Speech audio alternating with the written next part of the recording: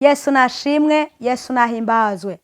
Nongeye kubaramutsa mu izina ry'umwami wa Yesu Kristo. Amahoro y'Imana abane natwe twese muri rusangi, abari hano n'abari kure yacu. Haleluya. Ngiye gusoma amajambo y'Imana yanditse muri Yohana ibice byaho ni 14 umurongo ni 27. Haravuga ngo amahoro ndayabasigaranye, amahoro yanje ndayabagabiye. Jeho sindabagabira nkuko abisi bagaba. Imitima yanyu ntihagarare kandi ntitinye. Amen. Ndasubiramwo mu izina rya Yesu. Amahoro yanje ndayabasigaranye, amahoro yanje ndayabagabiye. Jeho sindabagabira nkuko abisi bagaba. Imitima yanyu ntihagarare kandi ntitinye. Amen. Aha ni mu gihe Yesu Kristo yariko asezera abigishwa, arababwira ngo amahoro yanje ndayabasigaranye, amahoro yanje ndayabagabiye. Ati ntimutinye, ati imitima yanyu kandi ntihagarare kandi ntimutinye nyene. Urumva imitima yanyu ngo ntitinye. Haleluya.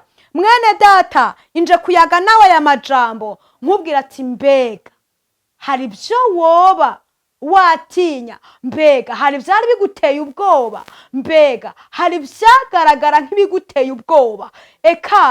Ekana kare uyu n'umwami Yesu yagabye ikintu Yesu yadusigiye ngaha mwisi. Igihe yazamuka yigira mu ijuru, ntiyadusigiye amafaranga, ntiyadusigiye abagabo, ntiyadusigiye abagore, ntiyadusigiye amashure, ntiyadusigiye amamodoka, ntiyadusigiye ibihinda n'ibihinda, ntiyadusigiye ako kazi wirirwa urasenga ngo Imana nikaguhe. Haba namba, nibyo koko irashoboye kugatanga, ariko ibyo Yesu yadusigiye na mahoro. Haleluya. Mbese Yesu kudusigira gusa uko ijambo ritubwira, yaratugabiye.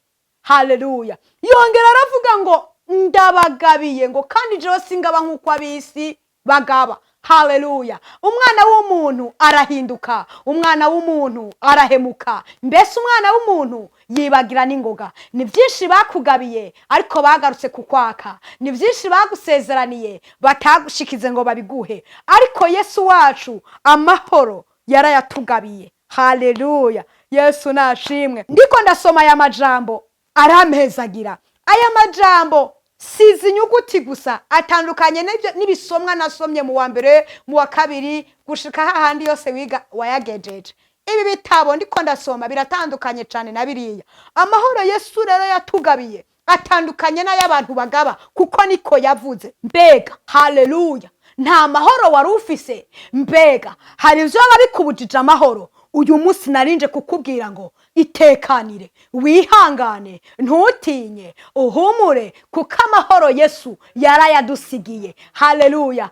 Hari byo babigaragara nk'imisozi imbere yawe, ariko ubibwira uyu munsi ticeceka, ndibutse ko hari amahoro Yesu yangabiye. Ati ntiyanantije ariko yarangabiye. Haleluya. Yesu nashimwe. Hari byagaragara nk'ibiteye ubwoba imbere yawe, ariko uyu munsi ubikankamire, ubibwire ngo tekana, nibutse ko hari amahoro Kristo Yesu yangabiye, ntiyantije. Haba namba. Mwene data, abantu bo guhinduka, abantu bo kwibagira, isi yo guhinduka, ariko Yesu wawe ntahinduka. Ibihe byose yamara umwizigirwa. Mu gitondo Yesu n'umwizigirwa, kumanywa n'umwizigirwa, na nijoro n'umwizigirwa. Haleluya. Ayo mahoro ya Kristo Yesu akubeko. Mwene data, umuntu yakiriye amahoro ya Yesu Kristo yararararira ntasubira kurira. Umuntu yakiriye amahoro ya Yesu Kristo atagira akazi, birahinduka karonka akazi. Umuntu atagira amahoro ya Yesu Kristo, haleluya, yagenda gusa arambara. None reka ndakubwira uyu munsi,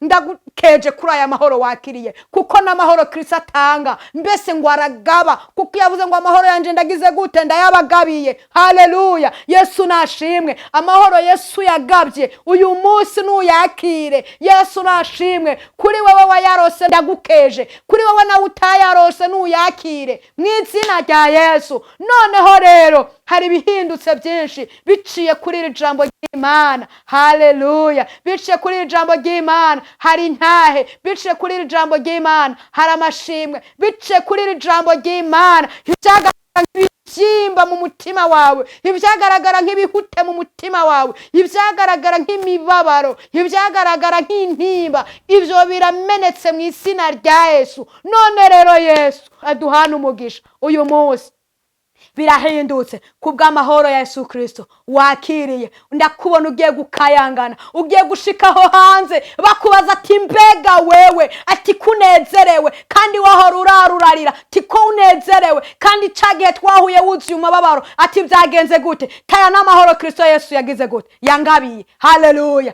Abo muzohura, haleluya, amasezerano yawe yasohoje. Yesu nashimwe. Wibereye muri ya modoka, uzubabwire ngo aya n'amahoro Kristo Yesu yangabiye, ati kandi ntiyantije yarangabiye. Aho hanze haraba mugiye guhura wabyibushe kuko wahora wonze warihereyeko. Haleluya. Ibibazo byarakuriye umutima, haleluya, ukabura shinga na rugero, uzubabwire ati amahoro Kristo yarayangabiye. Haleluya. Ati cagihe, ati nta mahoro nari bwaronke, tari ku Kristo Yesu yarayangabiye.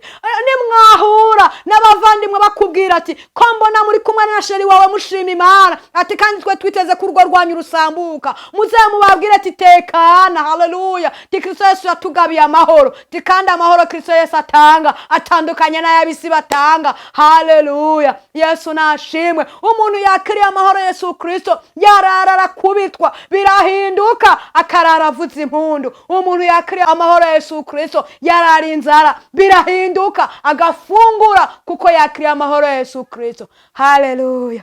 Yesu nashimwe. Ndanezerewe n'ijambo ry'Imana.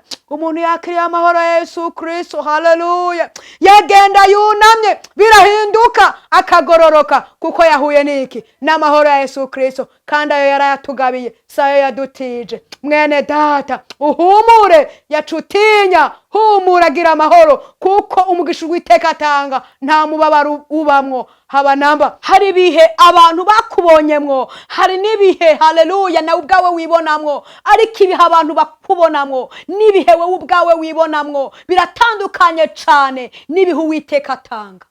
Yesu nashimwe. Haleluya. Duherutse kubona abaronse amahoro ava kuri Kristo Yesu.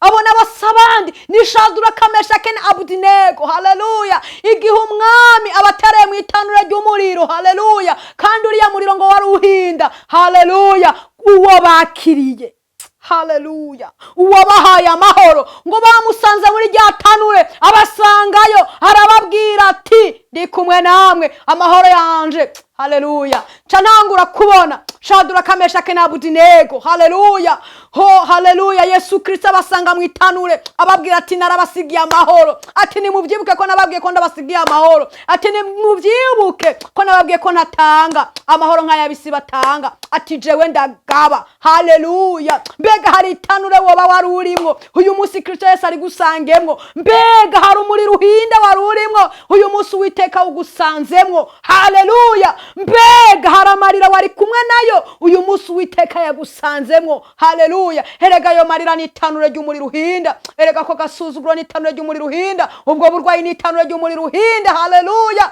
Yesu nashimwe. Haleluya.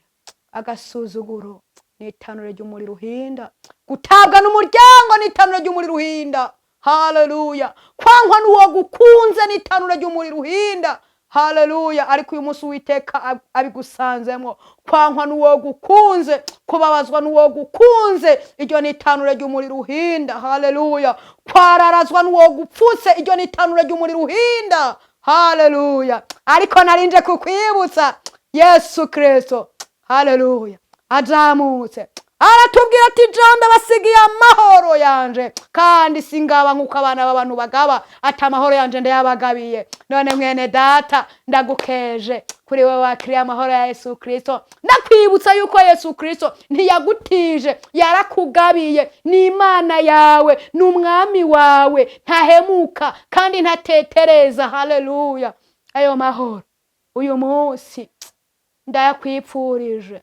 Ayo mahoro uhure nayo, uri gusuma uhure nayo, uri gusoroma uhure nayo, uri kudandaza uhure nayo, uri kurima uhure nayo. Haleluya. Ayo mahoro uhure nayo, kwishura uhure nayo, kukazi uhure nayo. Haleluya. Ayo mahoro mu mu rugo muhure. Yesu nashimwe. Ayo mahoro, haleluya. Nuza kuganiriza sheri wawe, ayo mahoro yamusangane. Nuza kuganiriza mama wawe, ayo mahoro yamusangane. Maze mufatane ukuboko, mushime Imana ti Kristo Yesu yatugabiye amahoro, ati nta nubwo yadutije, yaratugabiye. Haleluya. Kuko atanga nk'uko abisi batanga, kandi atagaba nk'uko abisi bagaba. Haleluya. Uwisa aguhaye aragaruka akakwaka, ariko Kristo wawe aguhaye arakugabira. Uwisa aguhaye aragutiza, ariko Kristo Yesu aje arakugabira. Yesu nashimwe. Twabonye intwari zaciye imbere yacu, twarumvise bamwambutsa, twarumvise bamweza igisabo, twarumvise bantare rushatsi mu izina rya Yesu. Haleluya. Ndagukeje kuri we wakiriye ayo mahoro. Yesu nashimwe. Ndagukeje kuri we wakiriye ayo mahoro. Ibyo ndabivuga nshize amanga, ntabwo bafise. Kubagomba kwimatanya natwe, murahawe ikaze. Turakorera mu Cibitoke, imbere ya zone mu Cibitoke. Yesu nashimwe. Haleluya. Yesu nahimbazwe. Turakorera hepfo y'irya Kanyoni mu Cibitoke ku rya gatandatu. Turaterana isaha 10 ku munsi wa kane, tugaterana isaha 3 ku munsi wa gatandatu, tugaterana isaha 3 ku munsi wa Mungu. Murahawe ikaze. Shalom, shalom, shalom.